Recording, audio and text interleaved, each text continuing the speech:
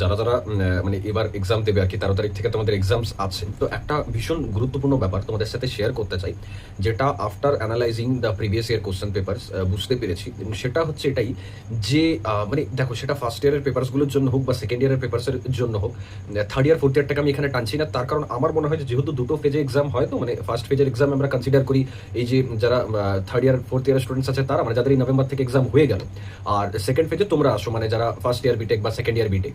তো দুই ধরনের স্টুডেন্টসের কোশ্চেন ফ্রেমিং আমার মনে হয় আলাদাভাবে বা হয়তো আলাদা মানে কমিটি আছে ফর্ম করে পর তারা আর কি কোশ্চেন্স বানান। তো এই যে যারা মানে সেকেন্ড ফেজের স্টুডেন্টস, মানে বিটেক ফার্স্ট অ্যান্ড সেকেন্ড ইয়ারের যে কোশ্চেন পেপারসগুলো, সেগুলো আমি অ্যানালিসিস করার পর এটা বুঝেছি যে 2023 অব্দি না 2023 অব্দি, একদম প্রিসাইজলি আমি তোমাদের বলছি 2023 অব্দি প্রিভিয়াস ইয়ার কোশ্চেন তুমি দেখবে অনেক রিপিট আসছে। ঠিক আছে, মানে তুমি এটা যে কোনো অর্গানাইজার বের করে নাও বা যে কোনো কোশ্চেন পেপার বের করে অ্যানালাইজ করে নিতে পারো নিজে বসে পর। ঠিক আছে, মানে ক্রস চেক করে বলবে, আমাকে জানাবে যে হ্যাঁ দাদা তুমি ঠিক বলছো।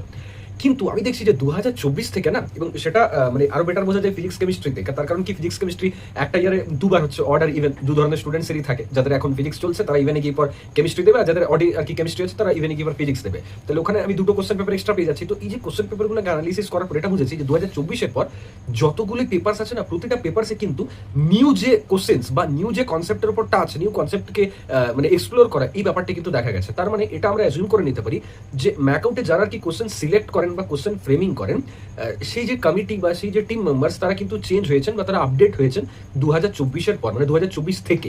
এবার হ্যাঁ, কারেন্ট যতটুকু আমার কাছে আপডেট আছে সেই আপডেট অনুযায়ী এখন নাকি প্রতিটা কলেজের যারা এক্সপিরিয়েন্সড ফ্যাকাল্টি ওই পার্টিকুলার সাবজেক্টের উপরে, তাদেরকে নাকি মেল করা হয় যে আপনারা নিজেরা কোশ্চেন্স দিন মানে সেমিস্টারের জন্য।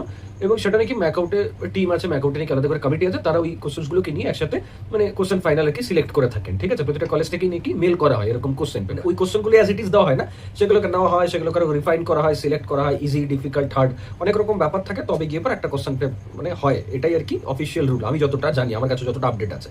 তো সেই ওয়াইজ আমি এটুকু তোমাদের বলতে পারি যে এটা হচ্ছে মেন রিজন, যেহেতু এখন বেশি আর কি পিওয়াইকিউ থেকে আসছে না বলতে কি কিছুই আসছে না, আসে বাট খুব মাইনর ব্যাপার। যেমন ধরো আমি যদি সার্কিট থিওরির পেপার ফ্রেমিং করি, তো এবার সেখানে তো আমি দেখলাম যে আমি অনেকগুলো থিওরেম দিলাম, অনেকগুলো থিওরেমে নিউমেরিক্যাল দিলাম, চলো একটা থিওরেমে আমি স্টেটমেন্ট দিয়ে দিই। তো সেখানে হয়তো আমি মিলম্যানস থিওরেমে স্টেটমেন্ট দিয়ে দিলাম। এবার তুমি দেখবে মিলম্যানস থিওরেম হয়তো 2012-তে এসে বা হয়তো 14-তে এসে, তো সেটা অ্যাক্সিডেন্টালি রিপিট হয়ে যায়। বাট নিউমেরিক্যাল রিপিটেশন তুমি দেখবে খুব রেয়ার। তুমি 24-এর পর যে কোনো পেপার ধরো নিজেই বুঝতে পারবে। তো বড় ভালোভাবে এটাই বলবো, মানে আমি ওই জন্য আলাদা করে কোর্সে না আমরা পিওয়াইকিউ রিলেভেন্ট যে কোশ্চেন আনসার সেটার উপর বেশি জোর দিয়েছি। তো আমি এটাই বলবো, ওগুলো একটু ফোকাস করো। ঠিক আছে, কোর্সে যা দেওয়া আছে, বাকি আরো অনেক ভিডিওস আসবে, তোমাদের তো কন্টেন্ট দিয়ে যাচ্ছি। যারা কন্টেন্ট থেকে কোর্স থেকে পড়ছো তারা জানিও কেমন লাগছে। ঠিক আছে, চলো, থ্যাংক ইউ।